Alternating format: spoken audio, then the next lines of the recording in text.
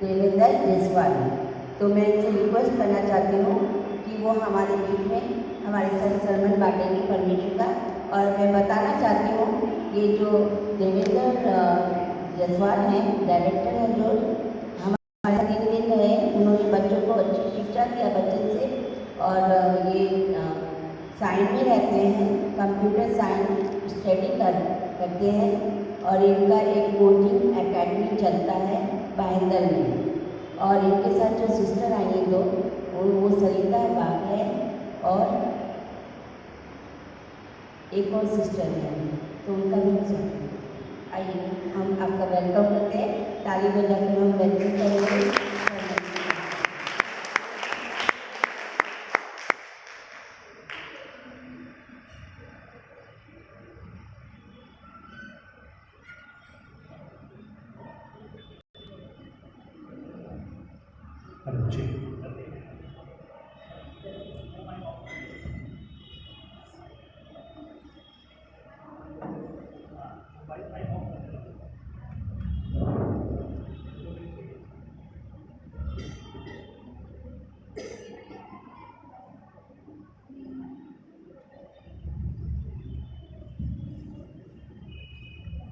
कुछ समय पहले कुछ स्क्रिप्चर रीडिंग को किया था हमने। कहाँ से पढ़ा था? यूहन्ना 5। यहाँ पर कुछ लिखा हुआ है, गेटअप, उठ जाओ। आप लोगों को नहीं कह रहा हूँ, लेकिन मेरे आज का जो सरमन है उसका विषय है गेटअप, या कह सकते हैं हिंदी में उठ जाओ। ठीक है, यूहन्ना 5वां अध्याय जाने से पहले कुछ बातों को हम देखते हैं। जैसे VBS हमारा 3 दिन का चल रहा है, यहाँ पर आज चौथा दिन है, फाइनल डे। VBS के बारे में कुछ इंट्रोडक्शन दे करके मैं आगे सरमन की ओर बढ़ता हूँ। VBS कई सारे लोगों को पता होगा VBS के बारे में, कई सारे लोगों को जानकारी नहीं होगा, या फिर कह सकते हैं कि हम छुट्टियों में बच्चों के लिए एक सेवकाई करते हैं। कुछ 3 दिन का, 4 दिन का, 5 दिन का जो सेवकाई होता है उसे हम VBS कहते हैं। लेकिन VBS का जो महत्व है, अगर उसे हम जान करके करेंगे तो उसे एक सही तरीके से कर सकते हैं। यहाँ पर जितने भी विश्वासु भाई बहन हैं, सभी को VBS के बारे में सही जानकारी होने का बहुत ज़रूरत है कि VBS जो हम कहते हैं वेकेशन बाइबल स्टडी, क्या कहते हैं, वेकेशन बाइबल स्टडी, सही कह रहा हूँ मैं? अगर सही कह रहा हूँ तो एक बार हाथ उठा करके दिखाओ। वेकेशन बाइबल स्कूल कहते हैं इसे, ठीक है, स्टडी नहीं, वेकेशन बाइबल स्कूल। V से वेकेशन, B से बाइबल, S से स्कूल। ये 3 नाम क्यों दिया गया है? वेकेशन जैसे कि हम छुट्टियों में कंडक्ट करते हैं, इस कारण से इसे वेकेशन कहा जाता है। B बाइबल, क्योंकि हमारे जो शिक्षा रहते हैं, लेसन्स रहते हैं, बाइबल के आधार पर हम सिखाते हैं। और स्कूल इसलिए क्योंकि स्कूल में एक अनुशासन का पालन हम करते हैं। वही अनुशासन हमें बच्चों के बीच में हर जगह सिखाना है और मेंटेन करना है, वो बहुत ज़रूरी है। आप घर पर भी रहेंगे तो बच्चों के बीच में एक अनुशासन होना ज़रूरी है कि बच्चे किस समय उठना है, किस समय पढ़ाई करना है, किस समय प्रार्थना करना है, किस समय बाइबल को ध्यान करना है। इन बातों में एक अनुशासन, डिसिप्लिन होना बहुत ज़रूरी है। तो उसी अनुशासन के साथ में जैसे स्कूल में होता है, वही हम VBS में मेंटेन करने का प्रयास करते हैं, कोशिश करते हैं और कुछ हद तक करते भी हैं। इसलिए VBS हमने ये नाम दिया है। और फर्स्ट VBS जो हुआ था भारत का फर्स्ट VBS हुआ था 1952 में, 1952, कोविलपट्टी जगह पर, जो कि तमिलनाडु में है। कोविलपट्टी तमिलनाडु में, वहाँ पर P सैमुअल करके एक अंकल है जिन्होंने पढ़ाई किया था SIBS, ठीक है, एक बाइबल कॉलेज का नाम है जो कि बेंगलुरु में है, SIBS। वहाँ से उन्होंने पढ़ाई किया था उनके कुछ स्टूडेंट्स के साथ में, कुल मिलाकर के 8 स्टूडेंट्स थे जो कि टीचर बने थे वहाँ पर। 1952 में कोविलपट्टी में, तमिलनाडु में जो है, 75 स्टूडेंट्स के साथ और 8 टीचर्स के साथ भारत का पहला VBS चलाया गया था। ठीक है, कई सारे आजकल अपडेटेड VBS आए हैं, या फिर हम कह सकते हैं डुप्लीकेट बीबीएस आए हैं। बीबीएस कहते हैं बेसिक बाइबल स्कूल, या फिर वीबीएस वर्चुअल बाइबल स्कूल जो कि ऑनलाइन होता है, ठीक है। लेकिन एक्चुअल में जो शुरुआत में बीबीएस हुआ था, वेकेशन बाइबल स्कूल 1952 में हुआ था। पी सैमुअल अंकल का नाम है, जो डायरेक्टर उस समय बने थे। 8 टीचर थे, 75 स्टूडेंट्स थे। उस समय उन्होंने 14 दिन का बीबीएस चलाया था उस जगह पर कोविलपट्टी में। उसके बाद में अलग अलग वो बढ़ते गया। 75 स्टूडेंट से स्टार्ट हुआ था, 8 टीचर से स्टार्ट हुआ था। आज के दिन में देखेंगे तो पूरे भारत को हम कवर कर रहे हैं। सिर्फ भारत को ही नहीं, भारत के बाहर भी कुछ 1 महीने के पहले कतार में बीबीएस हुआ। हमने भारत से अपने डायरेक्टर्स को भेजा, वहाँ पर उन्होंने कंडक्ट किया। ओमान में कंडक्ट किया है, मलेशिया में हुआ है, प्लानिंग है न्यूयॉर्क में इस साल कवर करने का, ठीक है। आप प्रार्थना कीजिए कि जो बीबीएस एक संस्था नहीं है, जैसे हम बीबीएस को मानते हैं एक संस्था, लेकिन ये संस्था नहीं है, एक मूवमेंट है। बच्चों को या फिर प्राणों को परमेश्वर के राज्य में लेकर आने का एक आंदोलन है, जो हमें हर समय हर जगह करते रहना है। तो बीबीएस एक आंदोलन है। अगर हम उसे एक एक्टिविटी जैसा देखेंगे तो नहीं चलेगा। एक प्राणों को जीतने का एक आंदोलन है, जिसे हर समय हमें करते रहना है। आप लोगों ने पिछले साल किया, बहुत खुशी की बात है। इस साल भी आपने उसे दोहराया, बहुत अच्छी बात है। और आगे कंटिन्यू करने का, लगातार बीबीएस करने का आपके अंदर मन है, उसके लिए हम धन्यवाद करते हैं, ठीक है। क्योंकि आपके अंदर वो बोझ परमेश्वर ने डाला है, इस कलीसिया में डाला है, इस कलीसिया के टीचर्स के अंदर, पासवान के अंदर और जितने भी मेंबर्स हैं, उन सब के अंदर एक बोझ है कि बच्चों को हमें बचाना है, उनके प्राणों को स्वर्ग राज में लेकर जाना है। इस बोझ के साथ में है, उसके लिए परमेश्वर आपके ज़रूरतों को, हर एक बातों को पूरा करेगा, ठीक है। आप कोशिश कीजिए, जो 4 दिन का बीबीएस है, आने वाले दिनों में 5, 6, 10 दिन का करने का, ठीक है। हर एक ज़रूरतों को परमेश्वर पूरा करेगा। वो वादा करता है, मैं तुम्हें 2 गुना आशीष दूंगा, ज़रूर वो पूरा करके देगा। अगर 2 गुना आशीष पाने के लिए हम तैयार हैं, 2 गुना काम करने के लिए भी हमें तैयार होना ज़रूरी है। तभी 2 गुना, 3 गुना, 4 गुना आशीष परमेश्वर देगा। सैलरी डबल चाहिए तो काम भी डबल करना होता है ना। ऐसे ही नहीं मिलता। पार्ट टाइम वर्क करेंगे तभी जाके सैलरी ज़्यादा मिलता है। यहाँ पर भी सेम रूल फॉलो होता है, ज़्यादा आशीष चाहिए, ज़्यादा काम करो, ठीक है। अभी हम जाएंगे हमारे सरमन में, जो कि हमने देखा यूहन्ना 5 में से। आज का मेरा विषय है गेट अप, उठ जाओ, ठीक है। कई बार हम उठते नहीं हैं, ठीक है। एक जगह पकड़ लेते हैं और वहाँ से उठने का नाम नहीं लेते, ठीक है। वो सोचते तो है मुझे एक अच्छा जिंदगी चाहिए, अच्छा बाइबल पढ़ना है, अच्छा ध्यान करना है। कई यहाँ से कितने लोगों ने एक बार तो ऐसे निर्णय लिया है, सवेरे 4 बजे 5 बजे उठ के प्रार्थना करूंगा। एक बार हाथ खड़ा करके दिखाइए। अच्छा, निर्णय भी नहीं लिए हैं। अच्छा, जिन्होंने निर्णय लिया है बहुत खुशी की बात है। अब तक बने हुए हैं और अच्छी बात है, ठीक है। तो निर्णय हम कई बार लेते हैं, लेकिन उसमें बने नहीं रह पाते। निर्णय लेते हैं लेकिन उसे पूरा करने के लिए खड़े नहीं हो पाते हम। अगर निर्णय लिए हैं 4 बजे 5 बजे उठकर प्रार्थना करने का, सोते सोते तो नहीं करेंगे, उठना पड़ेगा। हम उठने के लिए तैयार नहीं होते, ठीक है। बाइबल ध्यान करना है तो मोबाइल साइड में रखना पड़ेगा। वो साइड में रखने के लिए हम कभी कभी तैयार नहीं होते। स्कूल के बच्चे हैं, उन्हें हम बोलते पढ़ाई करो, उन्हें मोबाइल साइड में रखने बोलते हैं। लेकिन हम बाइबल ध्यान करने के लिए अपने मोबाइल को साइड में रखने के लिए, या हमारे जो रोज की जिंदगी है उन बातों को साइड में रखने के लिए हम तैयार नहीं होते। उन बातों से हमें उठना जरूरी है, ठीक है। आज हम एक व्यक्ति के बारे में देखेंगे। क्या शीर्षक है हमारा? 38 वर्ष के रोगी को चंगा करना, ठीक है। 38 वर्ष का एक रोगी था, उसके बारे में देखेंगे। उसकी जिंदगी से कई सारी बातों को हम जानने का कोशिश करेंगे,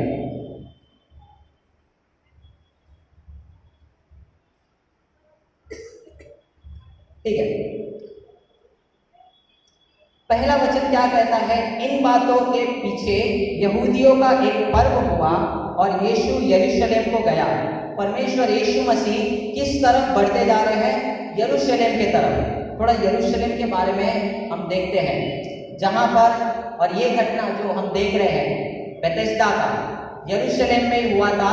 यरूशलेम में 38 वर्ष से एक रोगी जो कि उठ नहीं पाता था, खड़ा नहीं हो पा रहा था और अपने परिस्थिति में, जिस परिस्थिति में है, कितने साल से पड़ा हुआ है? 38 वर्ष से और 38 इयर्स। ठीक है, कोई छोटा समय नहीं है, बहुत लंबा समय है। 38 वर्ष से एक ही परिस्थिति में एक ही चीज के साथ में पड़ा हुआ है। और कौन से जगह पर है? यरूशलेम। थोड़ा यरूशलेम पर हम ध्यान देते हैं। अगर हम देखने जाएंगे यरूशलेम का मैप, ठीक है, यरूशलेम वहां पर है और उसके पीछे से जब हम चौथा अध्याय पढ़ते हैं, चौथा अध्याय देखेंगे तो यीशु मसीह किसके साथ में बातचीत कर रहे हैं? सामरिया स्त्री के साथ। सामरिया स्त्री जो है, उसके बाद में यीशु मसीह धीरे धीरे करके यरूशलेम में बढ़ते जा रहे हैं। ठीक है, लेकिन एक कारण के साथ बढ़ते जा रहे हैं। यरूशलेम में भेड़ फाटक के पास एक कुंड है जो इब्रानी भाषा में बेथसेदा कहलाता है और उसके 5 ओसारे हैं। अगर हम देखेंगे तो भेड़ फाटक कुछ किस प्रकार का दिखाई देता है। ठीक है, थोड़ा और अंदर जा करके देखेंगे तो और डीप तरीके से यहाँ पर दिखाई देगा। वहां पर पानी अगर हम देखेंगे, ठीक है, एक वहां पर जो एक ब्रिज जैसे दिखाई दे रहा है, उसके अंदर वहां पर पानी का एक कुंड है। अभी अगर हम जा करके देखेंगे, जेरूशलेम में जा करके देखेंगे, ये बोर्ड लगा होगा साउथर्न पूल। ठीक है, south eastern corner of the southern pool, वहां पर लिखा हुआ है। अगर आप अभी जा करके देखेंगे इस समय पर, वहां पर ये बोर्ड लगा होगा बेथेस्दा कुंड के पास में। आज हम किस नाम से वहां पर उस बेथेस्दा पुल को जानते हैं, एक बोर्ड लगा होगा, आप जा करके देख सकते हैं। हिस्टोरिकल प्रूफ है जो कि आज भी हम देख सकते हैं। ठीक है, ये है वो pool, south east corner of the pool. ठीक है, जिसका हमने बोर्ड देखा, उस बोर्ड के अंदर अगर हम जाएंगे, उसके अंदर जाएंगे तो ये पुल हमें देखने के लिए मिलेगा। ठीक है, हाँ, वहां पर पानी देखो, वो अंदर का जो बात है वहां पर हमें पानी देखने के लिए मिलता है। ठीक है, जो भी हम बाइबल में से देखते हैं, ऐसे अगर हम देखेंगे, सचमुच हम बाइबल को अच्छे से ध्यान कर सकते हैं। बेथेस्दा के बारे में हम एक शब्द देखे, बेथेस्दा बोलेंगे तो पुल याद आ जाता है। इस तरीके से ध्यान करना है हमें, लेफ्ट में क्या है, राइट में क्या है, क्यों ये बातों को हुआ, उन बातों को ध्यान करके देखेंगे तो हमें और अच्छे से सीखने मिलेगा। यहाँ पर अगर हम देखते हैं अंदर वो ब्रिज के नीचे, हमने जो ब्रिज देखा था साइड में से, उसके अपर व्यू को ऊपर की तरफ से देखेंगे तो नीचे हमें पानी दिखाई देता है। ठीक है, उस समय वो पानी था, अभी के समय पर वो नहीं है। ठीक है, यहाँ पर थोड़ा थोड़ा वहां पर हमें दिख रहा है। ठीक है, अंदर की तरफ में पानी है। ठीक है, यहाँ पर और अंदर से जाएंगे तो वो, हाँ, वो सारे जो है वो वहां पर और अंदर से दिख रहा है। ठीक है, जो कि लिखा था यरूशलेम में भेड़ फाटक के पास एक कुंड है जो इब्रानी भाषा में बेथेस्दा कहलाता है। उसके 5 ओसारे हैं। उस ओसारे के तरफ अगर हम देखेंगे तो देखिए कितना गेट है, fish gate, ship gate, prison gate, east gate, horse gate दिख रहा है। ठीक है, सब लोगों को नजर आ रहा है 5 गेट, और बीच में देखिए टेम्पल है। ठीक है, वहां पर यीशु मसीह, जो हम दूसरा वचन ध्यान कर रहे हैं, यरूशलेम में भेड़ फाटक के पास एक कुंड है जो इब्रानी भाषा में बेथेस्दा कहलाता है। पहले वचन पर अगर हम ध्यान देंगे, इन बातों के पश्चात यहूदियों का एक पर्व हुआ और यीशु यरूशलेम गया। यीशु मसीह बेथेस्दा में जाने के लिए नहीं निकले हैं, यीशु मसीह पर्व में जाने के लिए निकले हैं।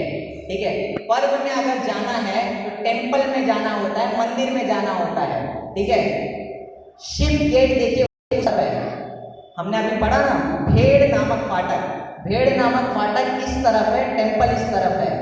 यीशु मसीह अगर आ रहे हैं तो टेम्पल की तरफ जाना चाहिए, बेथेस्दा की तरफ नहीं। लेकिन अगर हम बाइबल को ध्यान करेंगे तो यीशु मसीह बेथेस्दा में गए हैं, टेम्पल में नहीं गए हैं। ठीक है, उस कारण को देखते हैं और अच्छे से देखते हैं इसे। ठीक है, ये यरूशलेम पुराने समय का सिटी का मैप है। ठीक है, यहाँ पर कुछ क्वार्टर्स है, अभी भी ये क्वार्टर्स है, Armenian quarters, Christian quarter, Muslim quarter, Jewish quarter, ऐसे 4 क्वार्टर्स है और गेट्स को हम वहां पर देख सकते हैं। ठीक है, new gate, Damascus gate, Herod's gate, lions gate, golden gate, dung gate और सियोन गेट। ठीक है, ऐसे करके पूरा सिटी जो है इन गेट से, पूरा सिटी का जो शहर बना है उस सिटी के अंदर जाने के लिए अलग अलग प्रकार के गेट्स है। उस समय का मैप है ये अभी का मैप है। अभी के समय पर अगर हम मैप देखने जाएंगे तो इस प्रकार का है। Same Christian quarter, Armenian quarter, Jewish quarter, Muslim quarter, Damascus gate, फिर dung gate, Zion gate, new gate, Herod's gate, lion gate और गोल्डन गेट। ये गेट्स उस समय जो था, आज भी उसी तरीके के गेट्स को हम देख सकते हैं। अगर यरूशलेम में जाना है, मंदिर में जाना है, इन सारे गेट्स में से जाने का कोशिश करना पड़ता है। ठीक है,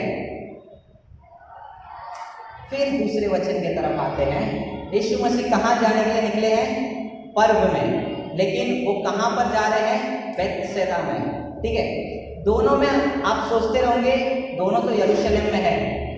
ठीक है, यहाँ पर बाजू में बाटा शोरूम है और यहाँ पर हमारा चर्च है, बाजू बाजू में तो है। तो यहाँ काम खत्म करके यहाँ चले जाएंगे। अगर हम अच्छे से ध्यान देंगे तो देखिए, बैतसैदा यहाँ है, मंदिर यहाँ है। ठीक है, बैतसैदा का पूरा दो चीजें दिख रहा है हमें, वो बैतसैदा है और ये मंदिर है। यीशु मसीह को जाना यहाँ है, लेकिन वो टर्न करके उस तरफ जा रहे हैं। सिर्फ एक जन के लिए जो वहां पर 38 वर्ष से चंगाई पाने के लिए खड़ा है। ठीक है, अगर और अच्छे से देखेंगे तो यहाँ पर बैतसैदा है, वहां पर मंदिर का नॉर्थ वॉल जो दीवार है वो दिखाई दे रहा है, मतलब मंदिर उस तरफ है। यीशु मसीह को उस तरफ जाना है, लेकिन वो आ रहे हैं, जाना इस तरफ है, टर्न मार करके बैतसैदा के तरफ में आए हैं। ठीक है, ये हमारा बैतसैदा का मॉडल है अगर बाहर से देखते हैं तो। ठीक है, ये वचन हम कई बार पढ़े।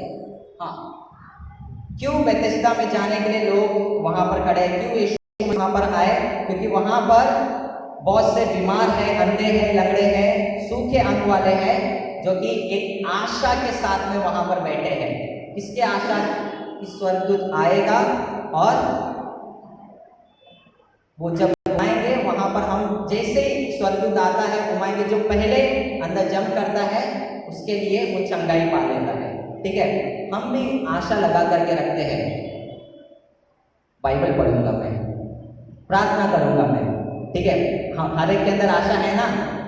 ठीक है, वहां पे 38 साल से आशा लगा के रखा था कि मुझे चंगाई पाना है। यहाँ पर कहते हैं कि बीमार लोग, अंधे लोग, लंगड़े लोग जो चल भी नहीं पा रहे हैं, जो जिन्हें आगे बढ़ने में भी मुश्किल है, वो आशा लगा के बैठे हैं। आशा कहाँ पर रहता है? हमारी क्रिया में या मन में? क्रिया में रहता है या मन में रहता है? मन में रहता है। आशा लगा करके रखे हैं कि मन में कि कोई तो आएगा, वहां पर घुमाएगा और फिर मैं जंप करूंगा। ठीक है, आशा लगाना अच्छी बात है, लेकिन वहां का खुद का प्रतिक्रिया भी होना चाहिए अंदर जाने के लिए। ठीक है, वहां एक मनुष्य था जो 38 वर्ष से बीमारी में पड़ा था। यह है वो मनुष्य। ठीक है, 38 वर्ष से वहां पर है। और जब यीशु मसीह उससे आकर के मुलाकात करते हैं, 38 वर्ष से वहां पर बैठा हुआ है। 38 वर्ष अगर हम देखेंगे तो 38 ईयर्स से वहां पर किस कारण से बैठा हुआ है? चंगाई पाने के लिए एक आशा लगा करके बैठा है। इसका आशा क्या था? कोई तो आएगा, मुझे उठाएगा और मुझे पानी में ले करके जाएगा। ठीक है, कौन आते हैं? यीशु मसीह आते हैं और आकर के एक सवाल पूछते हैं, जो कि हम देख सकते हैं 6th वर्स में। कोई एक जन आवाज से पढ़ो 6th वर्स। किसी के पास माइक है या फिर बाइबल निकाल के तो पढ़ सकते हैं। यीशु ने उसे पड़ा हुआ देखकर और जानकर कि वह बहुत दिनों से इस दशा में पड़ा है, उससे पूछा, क्या तू चंगा होना चाहता है? यीशु मसीह पूछ रहे हैं, क्या तू चंगा होना चाहता है? वो क्या सोचेगा? इसलिए तो बैठा हूं यहाँ पर मैं, 38 वर्ष से बैठा हुआ। कई सारे लोगों का मैंने प्रचार सुना है, कई सारे लोग इसके ऊपर बात करते हैं कि यीशु मसीह वहां पे ये सवाल क्यों कर रहे हैं, क्या तू चंगा होना चाहता है? वो क्या उत्तर दे रहा है वो देखते हैं। उस बीमार ने उसको उत्तर दिया कि हे प्रभु, मेरे पास कोई मनुष्य नहीं है कि जब पानी हिलाया जाए तो मुझे कुंड में उतारे, परंतु मेरे पहुंचते पहुंचते दूसरा मुझसे पहले उतर पड़ता है। 38 ईयर्स से वो वहां पर है। 38 ईयर्स से क्या उसने खाना नहीं खाया होगा? खाया होगा ना। 38 ईयर्स से क्या उसने अपने फिजिकल नीड्स जो है क्या फुलफिल नहीं किया होगा? जरूर पूरा किया होगा। वॉशरूम के लिए नहीं गया होगा, गया होगा।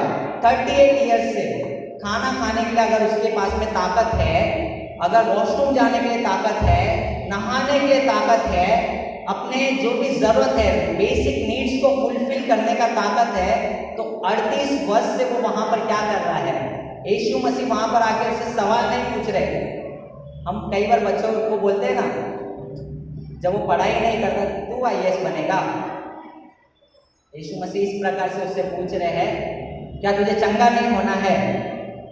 इस प्रकार से यीशु मसीह पूछ रहे हैं। उसने अपने बेसिक नीड्स को पूरा करना है वहां पर, लेकिन उतर के वहां तक नहीं जा पा रहा है। और जब उससे पूछा जा रहा है, वो किस आशा लगा के रखा है, कोई मुझे उठाए और लेकर जाए। 38 वर्ष अगर हम देखेंगे तो यहाँ पर उसका एज नहीं मेंशन किया गया है, मतलब जन्म से वहां पर पड़ा हुआ नहीं है। हो सकता है बीच में उसको ये बीमारी हुआ हो और तब जा करके उसे पता होगा कि बेथेस्दा में जाएंगे तो वहां पर हमें चंगाई मिल सकता है। उसका एज बाइबल में मेंशन नहीं, कितने उम्र का है। अगर वहां पर लिखा होता कि 38 वर्ष का है वो, तो मान सकते पैदा ही वैसे हुआ था, लेकिन वो पैदा वैसे नहीं हुआ है। हो सकता है बीच में किसी कारण की वजह से उसे वो बीमारी हुआ होगा या लकवे का रोग हुआ होगा, जिस वजह से वो वहां पर 38 वर्ष से पड़ा हुआ है। लेकिन यीशु मसीह आकर के पूछते 38 वर्ष से यहाँ पर क्या कर रहा है? क्या तुझे चंगा नहीं होना है?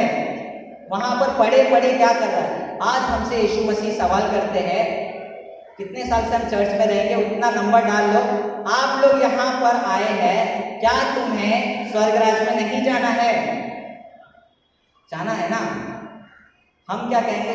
नहीं परमेश्वर, सब जॉब पे जाना होता है ना, इसलिए बाइबल नहीं पढ़ पाता, बहुत थक जाता हूँ, इसकी वजह सवेरे उठ नहीं पाता मैं।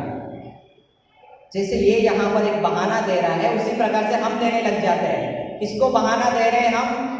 जिसने सारे संसार का दुख उठा करके अपने ऊपर लेकर के गया। मैंने एक पिक्चर देखा था, जो पैशन ऑफ क्राइस्ट जो एक मूवी है, उसके अंदर यीशु मसीह का जो जिसने रोल प्ले किया है, वो एक चेयर पे बैठा है, जो शूटिंग एरिया है वहाँ पर चेयर पे बैठा है और डायरेक्टर उसके साथ में है। तो वहाँ पर एक मीम बन करके आया था, we are explaining our situation to the Jesus Christ. हम अपने परिस्थिति को यीशु मसीह को बता रहे हैं और यीशु मसीह सारे जख्म को अपने ऊपर लिए हैं। हम किसको अपने परिस्थिति को बता रहे हैं? जिसने ये सारे बातों को झेल करके, सारे कष्टों को झेल करके हमारे लिए, एक दुख को सह करके, अपने आखिरी लम्हों को बहा करके हमारे लिए उसने जान दे दिया। उसको अगर हम अपने परिस्थिति को बताएंगे, वो क्या कहेगा? क्या काम से बैठे हो तुम लोग यहाँ पर? यहाँ पर अगर हम बैठे हैं, हम जितना उम्र रहेगा, अगर हम एक क्रिश्चियन फैमिली में बॉर्न हुए हैं, जितना हमारा उम्र है, इतने साल से हम यीशु मसीह को जानते हैं, तो यीशु मसीह वो उम्र रख करके पूछेगा, क्या तुम्हें अनंत काल का जीवन नहीं चाहिए? क्या तुम्हें आत्मिक बढ़ोतरी नहीं चाहिए? जैसे यहाँ पर इस 38 वर्ष के रोगी से पूछा जा रहा है, क्या तुझे चंगा नहीं होना है? चंगा होना है तो बैठे बैठे क्या कर रहा है? अंदर जाना चाहिए तुझे। अगर वो अपने बेसिक नीड्स को पूरा कर सकता है तो अंदर भी जा सकता है। अगर हम अपने जॉब के लिए टाइम निकाल सकते हैं, घूमने के लिए टाइम निकाल सकते हैं, दोस्तों के साथ समय बिताने के लिए टाइम निकाल सकते हैं, तो परमेश्वर के साथ समय बिताने के लिए टाइम क्यों नहीं निकाल सकते? उनकी सेवकाई के लिए, उनके कार्यों के लिए हम समय क्यों नहीं निकाल सकते? लेकिन वहां पर वो क्या बोल रहा है कि मेरे पास कोई है नहीं। हम भी कहते हैं मेरे आसपास का वातावरण ठीक नहीं है। मेरे कुछ स्टूडेंट्स हैं, अगर आप लोग आजकल देखोगे तो आज जो बच्चे हैं उनके मुंह से शब्द कम, गालियाँ ज़्यादा निकलती है ना। जब मैंने पूछा कि क्यों गाली देते हो, तो ये लोग है ही ऐसे, सीधे समझ ही नहीं आता इन्हें, है ना। अगर यीशु मसीह ने पूछा क्यों गाली दे रहे हो, और हम बोलेंगे ये लोग है ही ऐसे, इन्हें समझ में नहीं आता। उसने जो कष्ट उठाया उन्हें कितना गाली देना चाहिए था, उन्हें तो मारा जा रहा था। वो अगर कहेंगे कि ये लोग मेरा सुन ही नहीं रहे हैं, तो आस पास के परिस्थिति के ऊपर हम ध्यान दे करके अपने आशा को मन में रख करके क्रिया में नहीं लेकर आते। इसलिए परमेश्वर कहता है उठो। हमारा आज का विषय है उठो। यीशु मसीह उसे कहते हैं 38 वर्ष से क्या कर रहा है, हो सकता है 10 साल से मसीह को जानते हो, 10 साल से क्या कर रहे हो, 12 साल से जानते हो, 12 साल से क्या कर रहे हो, कितने प्राणों को जीता, कितने लोगों को सुसमाचार सुनाया, कितने लोगों को यीशु मसीह के बारे में बताया। अगर हो सकता है कि चलो नहीं जा सकता वो वहाँ पर, तो खाना खिलाने के लिए कोई तो देता होगा, नहीं तो मर जाएगा 38 साल से। अगर 1 महीना भी खाना ना दो तो मर जाएगा। अगर कोई उसे 1 महीना खाना दे सकता है तो उसे उठा करके भी लेकर जा सकता है। तो अगर किसी ने खाना दिया होता तो उठा कर लेकर गया होता। ये अपने खुद से अपने बेसिक नीड्स को पूरा कर रहा है, तो वहाँ पर जाने के लिए उसे एक लेजी पर्सन है, ठीक है। लेजी पर्सन अब बहानों को ज़्यादा लेकर आता है, ठीक है। जो करने वाला रहता है रीजन्स ढूंढता है करने के लिए, जो नहीं करने वाला एक्सक्यूजेस ढूंढता है, बहानों को ढूंढता है ना करने के लिए, ठीक है। अगर हमें कोई काम दे दिया गया और अगले दिन नहीं करके आए, बच्चों को भी बोलते ना, सर घर पे मेहमान आ गए थे तो उनका देखभाल करने के लिए, ये सब बहाना मैंने अपने क्लासेस में बहुत सुना है। स्कूल जो अगर कुछ होमवर्क दिए हैं, घर लड़कियां रहती हैं तो बोलते घर पे मेहमान आ गए थे, मम्मी ने काम करने दे दिया, इसकी वजह से नहीं कर पाए, मैं मम्मी को कॉल कर दूँ। नहीं, वो तो पूरा दिन मोबाइल यूज़ कर रही थी, ठीक है। तो हम बहाना देने लग जाते हैं हमने काम क्यों नहीं किया। लेकिन वही बहाना अगर यीशु मसीह दिए रहते, आज हम यहाँ पर बैठ करके इतने गीतों को गा नहीं रहते, क्रिसमस को एंजॉय नहीं करते, गुड फ्राइडे को एंजॉय नहीं करते, ईस्टर को एंजॉय नहीं करते। 38 वर्ष से वो रोगी एक लेजी पर्सन, मैं इन्हें पता है क्या कहता हूँ, पॉपकॉर्न क्रिश्चियंस। पॉपकॉर्न देखा रहेगा ना, जब तेल में डालते हैं उछलता है, हम भी शुरू में जोश में रहते हैं, जैसे एकदम हीट हो जाएगा एक जगह पे जमा हो जाता है, नीचे सेटल हो जाता है। हम भी शुरू में हम ये करेंगे वो करेंगे, परमेश्वर के लिए इतना दौड़ेंगे, ये करेंगे वो करेंगे, आज कितना दौड़ रहे एक जगह सेटल हो गए हैं हम, ठीक है। परमेश्वर हमसे सवाल करता है, क्या तुम मेरी सेवकाई करना चाहते हो, क्या तुम मेरा सेवकाई कर रहे हो। डांट करके चिढ़ा करके पूछ रहे हैं वहाँ पर यीशु मसीह कि अगर सिंपल देखने जाएंगे ये वर्ड क्या, हे आलसी तू यहाँ पर 38 साल से क्या कर रहा है, क्या तुझे चंगा नहीं होना है। वो जवाब देना, मुझे लेकर जाने के लिए कोई नहीं है। हम भी कहते हैं मेरा दोस्त कोई आत्मिक बढ़ोतरी में नहीं है जो मुझे गाइड करे, जो मुझे सही रास्ता दिखाए, कोई मेरा गाइडेंस ही नहीं है, तो मैं क्या करूँ। गलत रास्ते पे जाने के लिए बहुत गाइडेंस है, ठीक है। कई सारे बच्चे कहते हैं कि मुझे अच्छा काम करने जाते हैं, फैमिली सपोर्ट नहीं कर रहा है मुझे, है ना। कई सारे लोगों का रहता है फैमिली सपोर्ट नहीं कर रहा है, लेकिन गलत काम करने के लिए भी तो सपोर्ट नहीं करता, वो कैसे कर लेते हैं हम। कभी अगर कोई एडिक्शन में फंसा हुआ है, एडिक्शन करने के लिए फैमिली ने सपोर्ट थोड़ी किया था, खुद से किया ना। तो अच्छे काम करने के लिए क्यों सपोर्ट ढूंढ रहे हो। कई सारे लोग परमेश्वर का सुसमाचार सुनाने के लिए नहीं, हमारे फैमिली वाले मना कर देते हैं, हमें वहाँ जाने के लिए मना कर देते हैं, वो इस तरफ जाने के लिए मना कर देते हैं, या फिर हम बोलेंगे ना हमारे दोस्त लोग हमसे दूर हो जाते हैं। इन सारे बहानों को हम रखते हैं, ठीक है। आगे देखते हैं क्या होता है। अगला वचन क्या कहता है, 8वां वचन। यीशु ने उससे कहा, उठ, अपनी खाट उठाकर चल ले, ठीक है। यीशु मसीह वहां पर सिर्फ एक पर्सन के लिए आए थे। उनका काम था पर्व में जाना, उनका मकसद था पर्व में जाना, लेकिन उस रास्ते को काट के बेथेस्दा कुंड के तरफ सिर्फ एक मनुष्य के लिए आए, कि वो 38 साल से पड़ा हुआ है और वो अपने परिस्थिति में सुधार लाने का चाहत तो रखा है, लेकिन क्रिया में नहीं कर पा रहा है। हम भी मन में बहुत कुछ रखते हैं। कल से हर 31 दिसंबर को हम रेजोल्यूशन लेते हैं, कल से रोज बाइबल पढ़ूंगा, 3 समय पढ़ूंगा, दानियल को टक्कर दूंगा मैं, है ना। दानियल 3 समय प्रार्थना करता था, मैं 4 करूंगा, 4 समय बाइबल पढ़ूंगा। और जाते जाते क्या बन जाते हैं? सैमसन। ठीक है, तो इन सारी बातों को हमें ध्यान में रखना जरूरी है। परमेश्वर आज आपसे कहता है उठ, अपने परिस्थिति से उठ। जिस भी परिस्थिति में पड़ा हुआ है वहां से उठने का हमें जरूरत है। आलस में है, आलस से उठो। एडिक्शन में है, एडिक्शन से उठो। गलत संगति में पड़े हुए, गलत संगति से उठो। जब तक उठेंगे नहीं हम अपने काम को नहीं कर सकते। सेटल हो गए हम, कंफर्ट जोन में आ गए हम। अगर वैसे ही पड़े रहेंगे हम अपने परिस्थिति में कभी सुधार नहीं लेकर आ सकते। आगे आकर के देखते हैं, वह मनुष्य तुरंत चंगा हो गया और अपनी खाट उठाकर चलने फिरने लगा। ठीक है, खाट उठा रहा है और चलना चालू कर दिया। लेकिन एक सवाल है, क्या वो जिसने उसे चंगा किया उसे जानता है? नहीं जानता। देखते हैं। हाँ, ये जो बेथेस्दा है, अगर हम दूसरा वचन ध्यान से पढ़ेंगे, यरूशलेम में भेड़ फाटक के पास एक कुंड है जो इब्रानी भाषा में बेथेस्दा कहलाता है।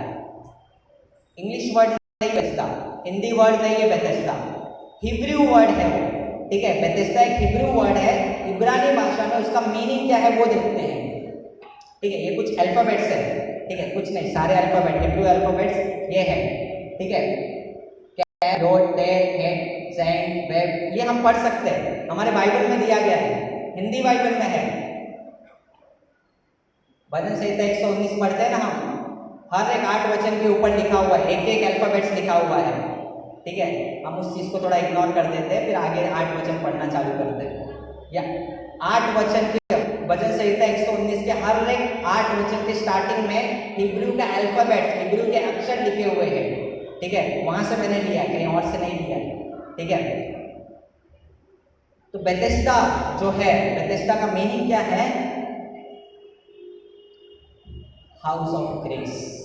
ठीक है, हिंदी में देखेंगे तो अनुग्रह का घर।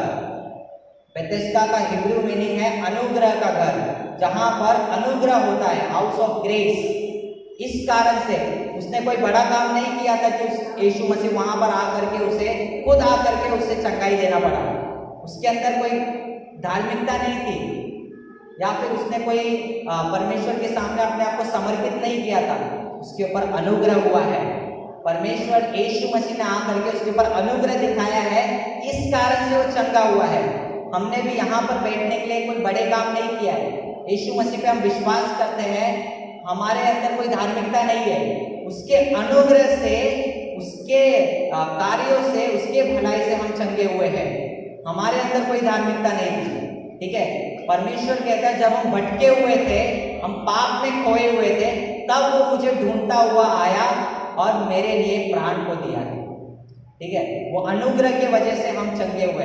ये बेथेस्दा का मीनिंग इब्रानी भाषा में अगर हम देखेंगे, बेथेस्दा का मीनिंग है हाउस ऑफ ग्रेस, अनुग्रह का घर। इस कारण से उस घर के अंदर उसके ऊपर अनुग्रह हुआ, उसने चंगाई को प्राप्त किया है। ठीक है, आगे हम देखते हैं अनुग्रह क्या होता है। Grace is everything for nothing. जिसके पास कुछ नहीं है उसके लिए सब कुछ है अनुग्रह। अनुग्रह कुछ नहीं के लिए सब कुछ है ना।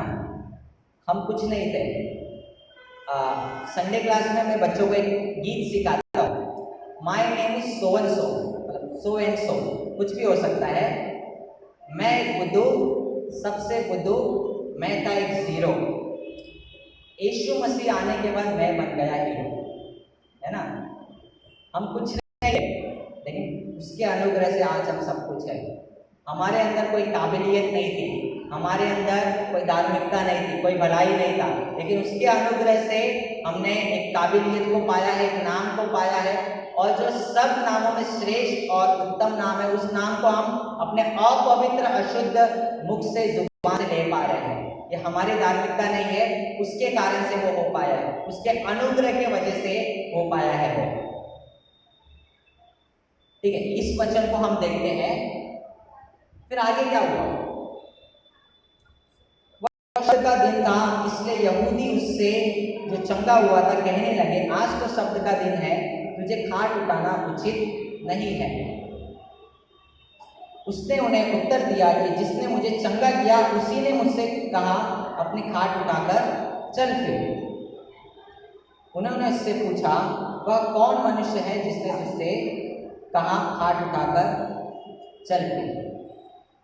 फरीसी और जो वहाँ के एल्डर्स हैं आकर के उससे पूछ रहे, सवाल जवाब कर रहे, आज क्यों काम कर रहा है?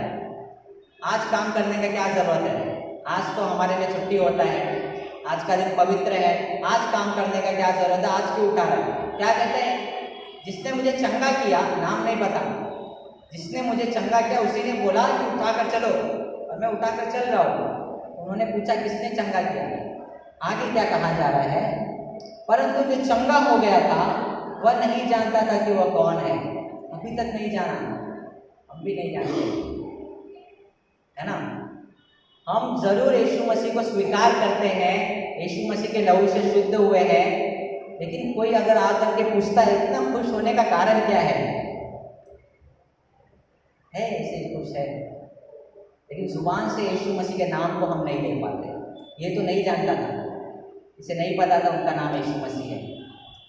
हम तो जानते हैं, हम अपने काम की जगह पर कितने बार लोगों को छोड़ करके यीशु मसीह का स्टैंड लेते हैं, लोगों के कामों को छोड़ करके यीशु मसीह का स्टैंड लेते हैं। ऐसे कितनी बार हुआ है? एक बार मैं मिट्टी बाई कॉलेज से पढ़ाई कर रहा था डिग्री में, वहाँ पर एक सर ने मुझे बुलाया, स्टाफ रूम में बुलाया, और सर कुछ कहने लगे। मैंने कहा सर ये बात ठीक नहीं है। तो वो बोले क्यों? मैं प्रोफेसर हूँ, मैं जो बोलूँगा सब सही है। मैं बोला सर मैं बाइबल को पढ़ता हूँ, वहाँ पे ये चीज़ गलत है। बोलते मैं सही हूँ या तेरा बाइबल ज़्यादा सही है? तो वहाँ पे थोड़ा बहस हो गया, 10 दिन सस्पेंड कर दिए मुझे, ठीक है, और बहुत स्ट्रिक्ट सर थे। लेकिन वहाँ पर अगर आज तक मुझे घमंड है, मैंने वहाँ पे 10 दिन सस्पेंड हुआ चलेगा मुझे। मेरे डैडी को कॉल किए थे मेरे सामने, अगले दिन डैडी भी सवाल किए कि, और पिछले साल बताया था कि मेरे घर पे कोई विश्वासु नहीं है। उन्होंने कंप्लेन करके कहा बाइबल का साइड ले रहा है। तो घर पे भी कई सारी बातों को सुना, लेकिन आज तक मुझे उस बात का दुख नहीं है। मैं बाइबल के लिए स्टैंड लिया, उस बात का मुझे खुशी है। जब भी बता, खुशी के साथ बताता हूँ कि मैंने बाइबल का लिए स्टैंड। जरूर वहाँ पर मुझे सस्पेंड किया गया, सर ने मेरा डिसरिस्पेक्ट किया, स्टाफ रूम में था, क्लासरूम में आकर के 60 बच्चों के सामने मेरा एग्जाम्पल दिए थे, लेकिन वो भी मेरे दुख की बात नहीं है। मैंने यीशु मसीह के लिए स्टैंड लिया, वो मेरे लिए खुशी की बात है। आज हम कितने लोग यीशु मसीह के लिए स्टैंड लेते हैं? हम हमारा जिंदगी, हमने जब टीचर्स डिवोशन में हम सीख रहे थे, ईश्वर ने हमें ज्योति के समान रखा है। मत्ती 5वां अध्याय 16 वचन कहता है कि हमारा उजियाला इस प्रकार चमके कि हमारे भले कामों को देख करके परमेश्वर की, जो हमारा पिता स्वर्ग में है, उसकी महिमा की जाए। हम अपने उजाले को रोक लेते हैं। परमेश्वर ने हमारे अंदर उजाला डाला है, लेकिन हम उस उजाले को चमकने नहीं देते, लोगों के पास बेचते नहीं है। यहाँ पर वो यीशु मसीह को नहीं जानता था, इसके वजह से वो नहीं बोल पाया। लेकिन अगर जान लिया रहता तो क्या पता बोलता या नहीं बोलता। देखते हैं बोल पाता या नहीं बोल पाता, ये हमारे जैसा है या किसी और जैसा है। इन बातों के बाद वह यीशु को मंदिर में मिला। पहले ही बताया था मैंने कि यीशु मसीह मंदिर के लिए निकले थे। बीच में अनुग्रह की वजह से बेथेस्दा कुंड में उन्हें जाना पड़ा। अब यीशु मसीह वहां का काम खत्म करके मंदिर में चले गए। पर्व में आए थे, मंदिर में गए, मंदिर में जा करके वहां पर क्या बात हो रहा है? इन बातों के बाद वो यीशु को मंदिर में मिला। तब उसने उससे कहा, देख तू चंगा हो गया है, फिर से पाप मत करना, ऐसा ना हो कि इससे कोई भारी विपत्ति तुझ पर आ पड़े। बाइबल में उसके एज के बारे में मेंशन नहीं है, और यहाँ पर यीशु मसीह क्या कह रहे हैं, फिर से अगर पाप करता है तो इससे भी भारी विपत्ति तेरे ऊपर आ पड़ेगा। मतलब वो जो चंगाई पाना चाहता था, उसके पहले जो उसे रोग था, बीमारी था, पाप के वजह से हुआ था। उसने कुछ ना कुछ पाप किया था, इस कारण से वो रोग उसके अंदर आ पड़ा था। अगर वो फिर से पाप करता है तो फिर से वो सारी बात, इससे भी भारी विपत्ति उसके अंदर आ सकता है। उसका एज तो हमारे पास नहीं है, तो हम बोल नहीं सकते कि वो कितने एज का था। 38 से तो ज़्यादा ही होगा। जब भी उसने पाप किया उसके बाद से 38 ईयर्स तक बीमार था। अनुग्रह की वजह से चंगा हुआ, और अनुग्रह पाने के बाद यीशु मसीह कहते हैं, तूने नया जिंदगी पाया है, तूने मेरे नाम के वजह से तूने चंगाई पाया है, अब से पाप मत करना। हमें भी यही कहा जाता है ना, नए जिंदगी पाने के बाद पुरानी बातों को छोड़ दो। जो कोई मसीह में है वह नई सृष्टि है, पुरानी बातें बीत गई, देखो सब नई हो गई है। हमें हर दिन नया होना जरूरी है। परमेश्वर का वचन कहता है, परमेश्वर का अनुग्रह, परमेश्वर का दया हर सुबह नई होती जाती है। लेकिन सुबह हम उठते हैं, कल उसने मुझे ये बात बोला था ना, आज बताता हूँ, ठीक है। तो हम पुराने बातों को लेकर के रखते हैं, लेकिन परमेश्वर कहता है तुम नए हो गए हो, नए एक सृष्टि हो, आगे बढ़ते जाओ, ठीक है।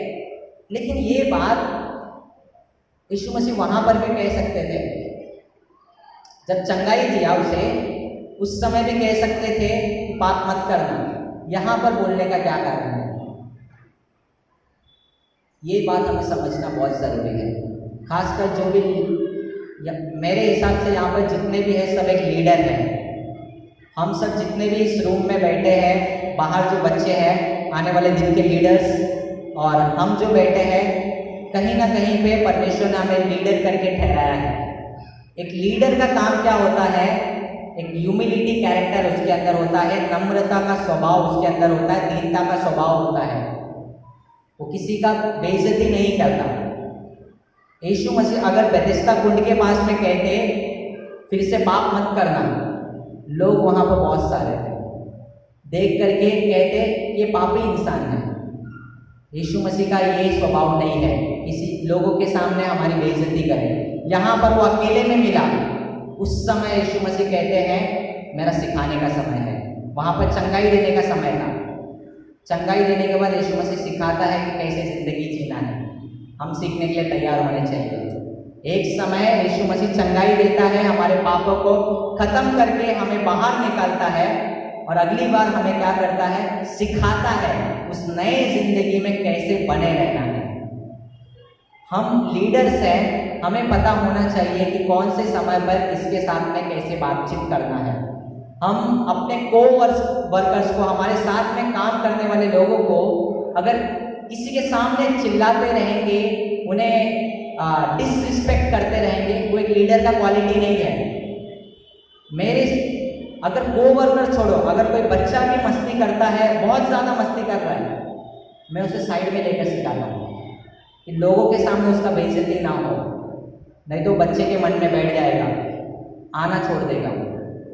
अगर हम एक लीडर होने के नाते किसी को लोगों के सामने बेइज्जत कर रहे हैं, वो आपसे नफरत करने लगेगा। हम एक अच्छे लीडर नहीं है। फिर यीशु मसीह एक अच्छे लीडर है, साइड में ले करके उसे अच्छे से सिखा रहे हैं कि अभी से ये बात मत करना। लोगों के सामने बेथेस्दा में भी कह सकते थे, नहीं कहा, क्योंकि यीशु मसीह का स्वभाव नहीं का बेइज्जती करना, डिसरिस्पेक्ट करना।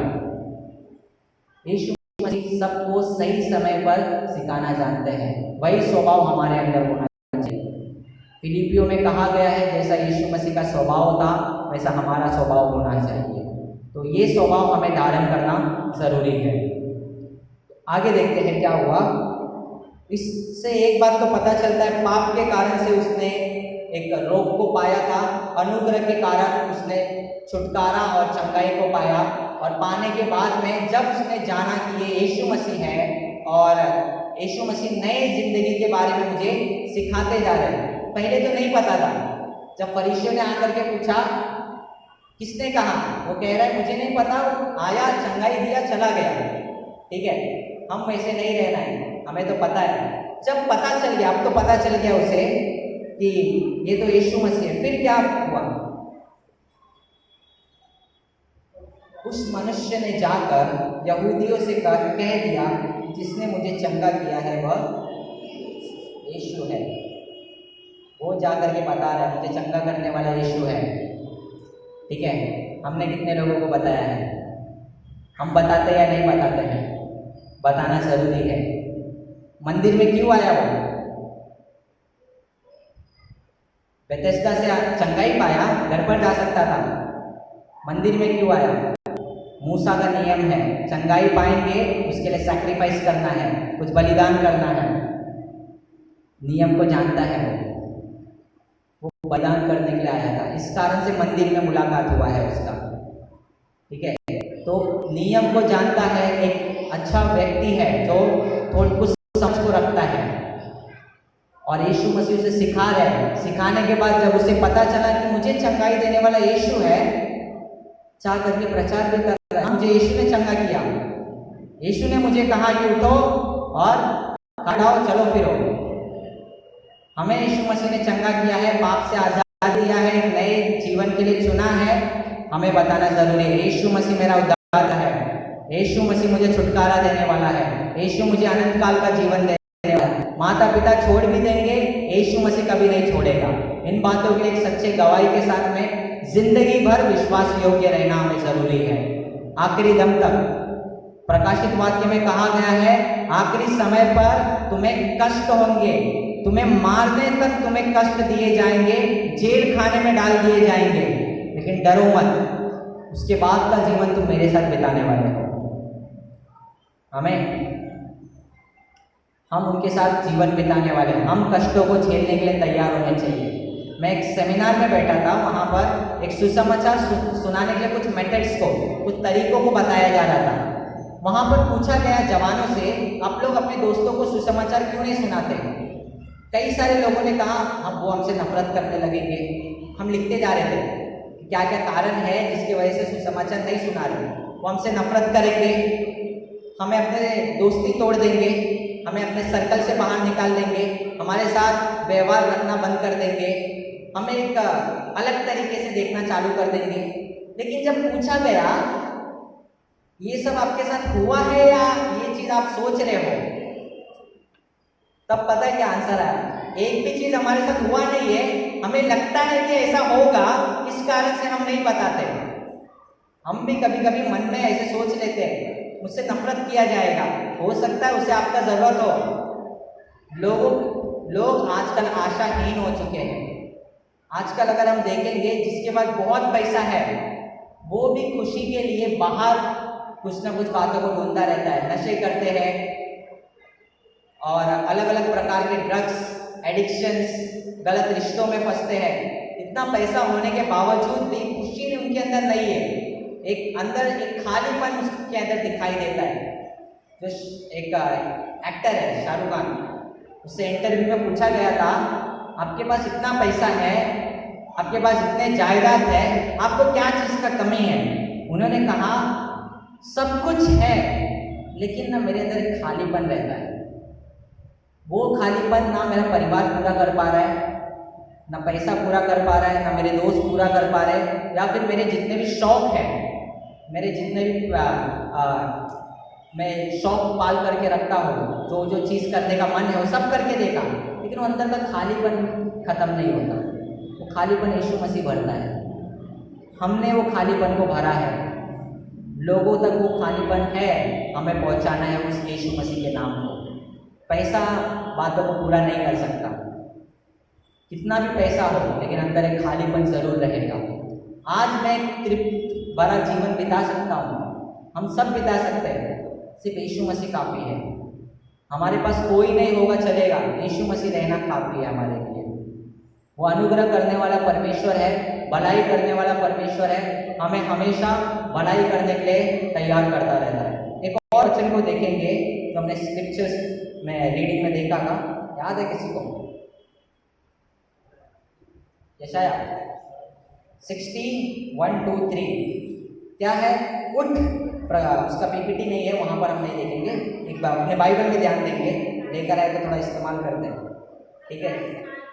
उठ, प्रकाशमान हो, क्योंकि तेरा प्रकाश आ गया है और यहोवा का तेज तेरे ऊपर उदय हुआ है। ये जो वर्ड है उठ और प्रकाशमान हो, सीधा सीधा कह सकते हैं लाइट जलाओ। उठने क्यों बोला गया है? प्रकाशमान होने के लिए कहा जा रहा है। सिंपल वर्ड्स में सकते हैं, हमें उजाला देने के लिए कहा जा रहा है। जो लाइट हमने पाया है वही लाइट को हमें प्रकट करने बोला जा रहा है। उठने का क्या जरूरत है? हम ये जो लाइट्स है ऊपर क्यों लगाए? पे लगाओ तो सबको उजाला पहुंचेगा? नहीं पहुंचेगा ना। जितना ऊपर करोगे उतना दूर तक उजाला पहुंचाओगे। हम अपने परिस्थिति से उठने के लिए तैयार नहीं रहते। उठना मतलब क्या है? कई सारी बातों को सीखना है, अपने नॉलेज को, अपने विस्डम को, अपने अंडरस्टैंडिंग को बढ़ाते बढ़ाते हमें उठना है। जितना हम उठेंगे उतना ज़्यादा उजाला दे सकते हैं, ठीक है। कुछ समय पहले, शायद परसों के दिन, हम टीचर्स डिवोशन में देख रहे थे लाइट के प्रकार। पहला लाइट मैंने शो किया था एलईडी, छोटे छोटे एलईडी आते हैं, वो भी लाइट देते हैं। दूसरा होता है वो जो 0 बल्ब आता है, 0 वॉट का बल्ब आता है, हम मोस्टली अंधेरे में यूज़ करते हैं। वो रेड, ग्रीन, येलो ऐसे लाइट आते हैं, उसको हम यूज़ करते हैं जब अंधेरा और सोते वक्त हम यूज़ करते हैं ज़्यादातर, ठीक है। तीसरा लाइट हमने देखा था जो येलो कलर का एक लाइट आता है, ठीक है। येलो लाइट होता है जो मोस्टली घर के बाहर हम लगाते हैं, ठीक है। फिर एलईडी बल्ब देखा था हमने। फिर उसके बाद में एलईडी ट्यूबलाइट देखा था हमने। फिर फ्लड लाइट देखा था। फ्लड लाइट मतलब कुछ जिसमें शादियों में ज़्यादातर हम देखने मिलता है फ्लड लाइट। फिर उसके बाद हमने स्ट्रीट लाइट्स देखा। फिर जो स्टेडियम में लगाते हैं उस लाइट को देखा। सब में एक चीज़ कॉमन था, सब लाइट दे रहे हैं, लेकिन ज़्यादा लाइट कौन दे रहा है? स्टेडियम वाला, ऊंचे पर है, उसका कैपेसिटी भी ज़्यादा है। जितना हम अपने परिस्थितियों से उठ करके जाएंगे उतने प्रकाश को हम फैला सकते हैं, उतने लोगों को हम उद्धार में लेकर आ सकते हैं। अगर मैं कहीं पर जा करके कहूँ कि यीशु मसीह को ग्रहण करो, शायद मेरा बात उतना नहीं सुने, लेकिन मैं कोई एक अथॉरिटी पे है, कोई एक अधिकारी पर्सन है, वो जा करके बोलेगा तो लोग सोचेंगे क्यों कह रहे हैं। उठना ज़रूरी है हमें अपने हालात से। आज जिस हालात में है अगले दिन उससे कुछ ना कुछ ग्रोथ होना चाहिए, इम्प्रूव होना चाहिए हम, ठीक है। जितना हम इम्प्रूव होंगे उतना हम उठते जाएंगे अपने परिस्थिति से।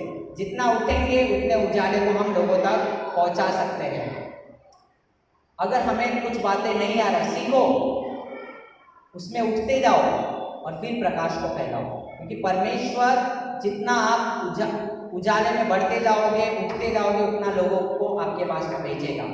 एक समय होगा आप कुछ नहीं जानते हो, आपके पास लोग भी नहीं रहेंगे, ठीक है। लेकिन जितना आप अपने आप को डेवलप करते जाओगे उतना जिम्मेदारी आपके ऊपर बढ़ते रहेगा।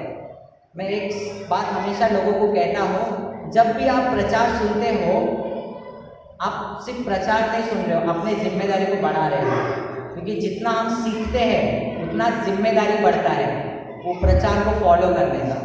अगर 10 वचन जानते हैं तो 10 वचन पूरा करने का जिम्मेदारी है, 20 जानते हैं तो 20 वचन पूरा करने का जिम्मेदारी है। जितना सीखोगे उतना जिम्मेदारी बढ़ता जाएगा, जितना हम उठेंगे उतना परमेश्वर जिम्मेदारी से बढ़ते जाएगा, ठीक है। क्योंकि स्टेडियम के लाइट के जगह पर मैं छोटा वाला एलईडी लाइट लगा दूंगा तो नहीं चलेगा, वो लाइट नहीं दे सकता उतना, उसे उठना ज़रूरी है, उसके पास उतना कैपेबिलिटी नहीं है, उतना पावर नहीं है। हम जितना उठेंगे अपने कैपेसिटी से बढ़ते जाएंगे उतना परमेश्वर हमें जिम्मेदारी देगा। इसलिए परमेश्वर आज आपसे कहता है उठो, अपने हालात से उठो, अपने परिस्थिति से उठो। आप जिस भी परिस्थिति में, मैं किसी के परिस्थिति को नहीं जानता, आप किस लेवल पर है मैं नहीं जानता, आप कहाँ पर है, किस हालात में अपनी ज़िंदगी को बिता रहे मैं नहीं जानता, लेकिन परमेश्वर आज आपसे कहता है जहाँ पर भी है आप वहाँ से उठना ज़रूरी है। अगर आप नहीं उठेंगे परमेश्वर उस जगह से आपको हटा करके किसी और को रखेगा। परमेश्वर आपको एक स्थान दिया है, उस स्थान का वैल्यू करना, उसका कीमत जानना, उसमें बढ़ते जाना आपका जिम्मेदारी है, और लोगों तक परमेश्वर के नाम को पहुंचाना आपका जिम्मेदारी है। कई सारे लोग कहेंगे कि आप बोल रहे हैं भैया, आपको तो परमेश्वर ने चुना है, आप सेवकाई करते हैं, इसके लिए आप इतना बोल रहे हैं। सिर्फ मुझे नहीं बुलाया, एक वचन को पढ़ेंगे जहां पे परमेश्वर कहते हैं सभी लोगों को मैंने बुलाया है। मत्ती उसका 28वां अध्याय 18, 19, 20 अगर हम पढ़ेंगे, आप में से पढ़ो।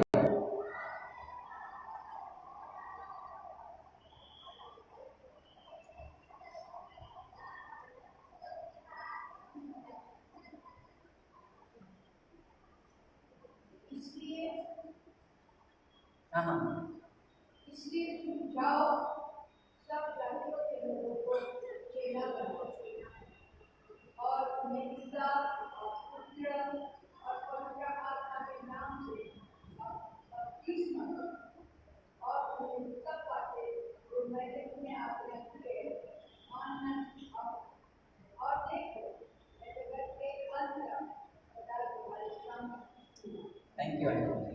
हमें लिखा है कि तुम जाओ, चेला बनाओ, सुसमाचार प्रचार करो, पिता पुत्र पवित्र आत्मा के नाम से बपतिस्मा दो। ये सिर्फ मिशनरीज के लिए लिखा है, सबके लिए है ना। जो भी बाइबल पढ़ता है, जो भी यीशु मसीह को जानता है, सबके लिए लिखा है। तो हम कह नहीं सकते जब मेरा बुलाहट आएगा तब मैं आऊँगा। बाइबल पढ़ते हो, प्रार्थना करते हो, यीशु मसीह के द्वारा छुटकारा पाए हो, पाप से छुटकारा पाए हो, आपका जिम्मेदारी है लोगों को परमेश्वर का चेला बनाना। पिता पुत्र पवित्र आत्मा के नाम से बपतिस्मा उनका होना चाहिए, आपके ऊपर जिम्मेदारी है। आप अपने स्कूल, अगर स्कूल में कोई है तो स्कूल में आप मिशनरी है, काम वाले जगह पर आप काम वाले जगह पर एक मिशनरी के रूप में है, परमेश्वर ने नियुक्त किया है। अगर आप अपने कलीसिया में हैं, कलीसिया में आप एक मिशनरी के रूप में, सेवक के रूप में पाए जाते हैं। अपने परिवार में आप एक सेवक के रूप में पाए जाते हैं, अपने सदस्यों की सेवा करना है आपको, ठीक है। तो परमेश्वर आपसे कहता है उठो, अपने परिस्थिति से उठो, अपने हालात से उठो, अपने जिस कमजोरी को आप लोग अभी तक पकड़ के रखे हो, इतने साल हो गया उससे अभी तक पकड़ के रखे हो, उन बातों से उठो।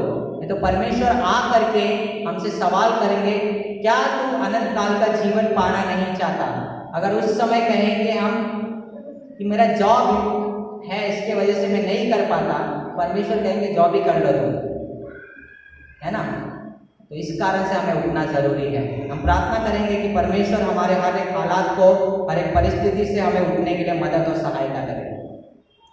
हम सब अपने आंखों को बंद करके परमेश्वर के सामने अपने हर एक परिस्थिति को बताएंगे कि आज तक मैंने कई बार मन में विचार किया, सोचा, आशा रखा कि परमेश्वर मैं कम से कम हर दिन एक जन को तो सुसमाचार सुनाऊंगा। ऐसी बातों को हम सोचते रहेंगे, मन में आशा रखते रहेंगे, और कई बार हमने निर्णय भी लिया रहेगा कि परमेश्वर मैं आपके लिए कुछ ना कुछ तो जरूर करूंगा, अपने टाइम को दूंगा, अपने टैलेंट्स को दूंगा, अपने हर एक आइडियाज को आपके साथ में रखूंगा। लेकिन हर दिन की जिंदगी के हमारे काम, संसारिक बातें हमें उन बातों को पूरा होने नहीं देती। हमें अपने हर एक, आज तक हमने जो भी कमजोरी के कारण, परिस्थिति के कारण परमेश्वर को जो समय देना था, परमेश्वर के लिए जो बातें देनी थी, उसे नहीं दिया। उन बातों के लिए हमें पश्चाताप करना जरूरी है। हमें परमेश्वर के सामने अपने पाप को, क्योंकि अगर हम परमेश्वर के समय को चुरा करके संसार में देते हैं तो हम उस समय को शैतान को सौंप रहे हैं। उन बातों के लिए हमें पश्चाताप, मन फिराना बहुत जरूरी है। हम अपने मन में परमेश्वर के सामने उन बातों को रखेंगे कि प्रभु मुझे माफ कर दीजिए, मैंने आज तक आपके अनुग्रह की कीमत को नहीं जाना, आपके सुसमाचार की कीमत को नहीं जाना। 38 वर्ष से जिस रोगी ने चंगाई पाया लेकिन आपके नाम को नहीं जाना, उसी प्रकार मैं तो चंगाई पाया हूँ, आपके नाम को जानता हूँ, लेकिन उसे पूरे तरीके से पहचान नहीं पाया, समझ नहीं पाया। आप मुझे समझाइए, आप मुझे बताइए और अपने मार्गों में दृढ़ता से आप चलाइए। प्रभु आए हुए हर एक भाई बहनों को आप अपने नियंत्रण में लीजिए राजा। प्रभु परमेश्वर हर एक से आप बातचीत कीजिए, उनके मनों में जो भी बातें हैं, जो भी कष्ट है, जो भी पीड़ा है, जो भी रुकावट है, यीशु मसीह के नाम से इसी समय नष्ट होने जाए राजा। प्रभु आपने हमें एक अधिकार दिया है कि मेरे नाम से जो कुछ मांगो तुम्हारे लिए हो जाएगा, और प्रतीति कर लो कि तुम्हारे लिए हो गया है, वो तुम्हारे लिए जरूर हो जाएगा। हाँ प्रभु जी, हम विश्वास करते हैं आपने हमारे हालात को, हमारे परिस्थिति को, हमारे कमजोरियों को हमारे जीवन से निकाल दिया है, और आपने हमसे कहा है कि उठो और प्रकाशमान हो। हाँ प्रभु जी, हम उठना चाहते हैं, आप हमें सहायता कीजिए। वचन कहता है कि परमेश्वर के सामर्थ्य से मैं सब कुछ कर सकता हूँ। प्रभु आप मुझे उठने के लिए सहायता कीजिए, मुझे मदद कीजिए। मैं उठना चाहता हूँ और प्रकाशमान होना चाहता हूँ, आपके उजाले को सारे संसार तक फैलाना चाहता हूँ। आप हर एक लोगों को जो आपने मुझे सौंपा है उन्हें आपके पास लेकर आना चाहता हूँ, कि आपके दूसरे आगमन में एक बहुत बड़े झुंड के साथ मैं आपके सम्मुख खड़े होने पाऊँ और आपसे सुनने पाऊँ कि हे विश्वास योग्य दास, तू छोड़े में विश्वास योग्य रहा, मैं तुझे बहुतों का अधिकारी बनाऊंगा। हाँ प्रभु जी, आप हम सबके साथ रहिए, और मैं नहीं जानता हम अगली बार कब मुलाकात होगा, लेकिन आप हर एक को अपनी महिमा के लिए, स्वर्गराज के लिए इस्तेमाल करेंगे, मैं विश्वास करता हूँ राजा। आपके हाथों में मैं समर्पित करता हूँ, आगे का पूरा समय आपके हाथों में देता हूँ राजा। छोटी सी प्रार्थना प्रभु यीशु नासरी के पवित्र नाम से मांगता, सुने कबूल कीजिए पिता, आमीन। हम धन्यवाद देते हैं इस समय के दौरान जहाँ पे हमने परमेश्वर के वचन के माध्यम के द्वारा उस चंगाई को देखा जो कि प्रभु यीशु मसीह के माध्यम के द्वारा जीवन में जो 38 वर्ष से पड़ा हुआ था, उसको अब परमेश्वर चंगाई देता है। अनुग्रह के द्वारा इस बात को हम देखने पाते हैं, पाप मत करना या क्षमा के बारे में हम देखने पाते हैं, और परमेश्वर दोबारा फिर से हमारा और आपके जीवन को अनुग्रह के द्वारा गवाही के रूप में हम देखने पाते हैं। हम इस बात को धन्यवाद के साथ में रखते हैं। उठ प्रकाशमान हो, परमेश्वर की चंगाई और सामर्थ और उसका वचन इसी प्रकार से मनुष्य जीवन के साथ और हम सबों के साथ में आशीष के रूप में बना रहने पाए। तो हम धन्यवाद देते हैं देवेंद्र कि परमेश्वर की दया और अनुग्रह इसी प्रकार से उनकी सेवकाई के तहत और आगे बढ़ने के रूप में बीबीएस के माध्यम के द्वारा परमेश्वर उन्हें अपने सेवकाई में इसी प्रकार से आगे बढ़ाता रहे। हमारे बीच में है रेवरेंड संतोष शेरे हैं, वे सामने आ जाए, जो कि कॉन्फ्रेंस रजिस्ट्रार है। मैं उनका स्वागत करता हूँ। आप आइए प्लीज, हमारे सामने आइए, हमारे साथ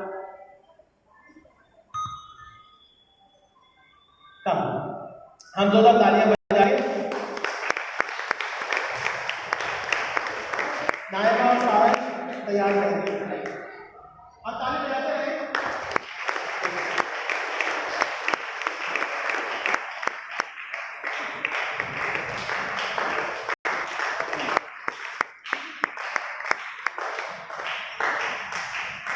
हमारे बीच में सरिता सिस्टर है और जेबा है, आप दोनों जन आ जाएं, जो कि हमारे साथ में सेवकाई करते हैं।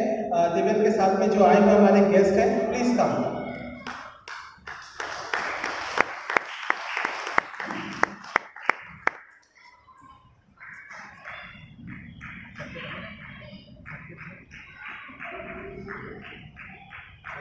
मिनिस्ट्री करती है ये, और इनका धन्यवाद देते हैं।